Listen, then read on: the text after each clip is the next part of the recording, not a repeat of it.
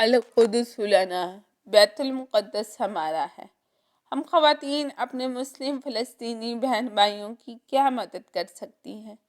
سب سے پہلے اللہ سے گر گرا کر اہل فلسطین، غزہ کے لیے، مجاہدین کی فتح کے لیے دعائیں کیجیے۔ دل کھول کر ان اداروں کو امداد دیں جو وہاں امدادی کام کر رہے ہیں، اور آپ معمولی نہیں، اپنا ہتھیار پہچانیں۔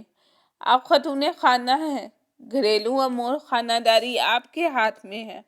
یہ ہتھیار استعمال کریں، فلسطین کے لیے اپنا حصہ ڈالیں۔ اسرائیلی مصنوعات کا بائیکاٹ کر کے غیر ملکی پروڈکٹ سے جان چھڑوائیں۔ پاکستانی پروڈکٹ استعمال کریں۔ ملی غیرت اور حمیت بھی کوئی چیز ہوتی ہے۔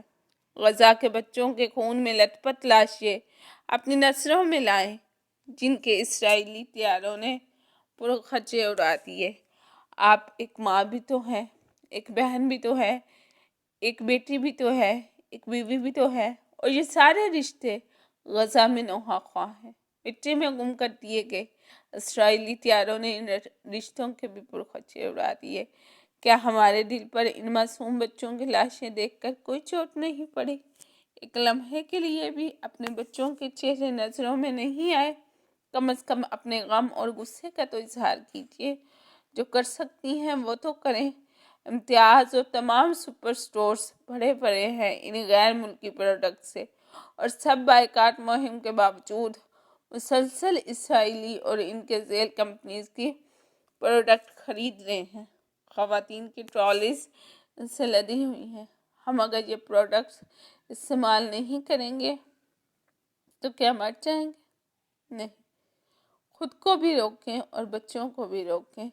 دکاندار سے ڈیمانڈ کریں کہ وہ پاکستانی پروڈکٹ لائیں اور اسرائیلی پروڈکٹ ہٹا دیں۔ وہ ہٹائیں یا نہ ہٹائیں، آپ اپنی چوائس بتائیں۔ کنزیومر مارکیٹنگ کی دنیا کا بے تاج بادشاہ ہوتا ہے، جو وہ چاہتا ہے مارکیٹ میں وہی آتا ہے۔ پیپسی، کوکا کولا، 7 اپ، اس قبیل کے تمام ڈرنکس زہر سے جان چھڑانے کا یہ ایک سنہری موقع ہے۔ آپ سب جانتے ہیں یہ انسانی صحت کے لیے زہر ہے۔ اس کے باوجود بھی اگر آپ زہر پینا چاہتے ہیں تو زہر بھی اپنے ملک کا پئیں۔ کم از کم ہمیں اتنی خودداری تو ہونی چاہیے۔ ان پروڈکٹس پر لگنے والا ہمارا 1 روپیہ بھی ہمیں فلسطین کے مسلمانوں کے خون میں حصہ دار بنا دے گا، کیونکہ ان کمپنیز کے منافع کا ایک بہت بڑا حصہ ان یہودی سرمایہ داروں کی جیب میں جاتا ہے، جو غزہ کے مسلمانوں کے ٹکڑے ٹکڑے کرنے کے ذمہ دار ہیں۔ تو یاد رکھیے، وہ مسلمان نہیں جس کا دل اپنے بھائی کی تکلیف پر تکلیف محسوس نہیں کرتا، اور اگر آپ کا دل یہ تکلیف محسوس نہیں کرتا تو پھر اپنے ایمان کی فکر کریں۔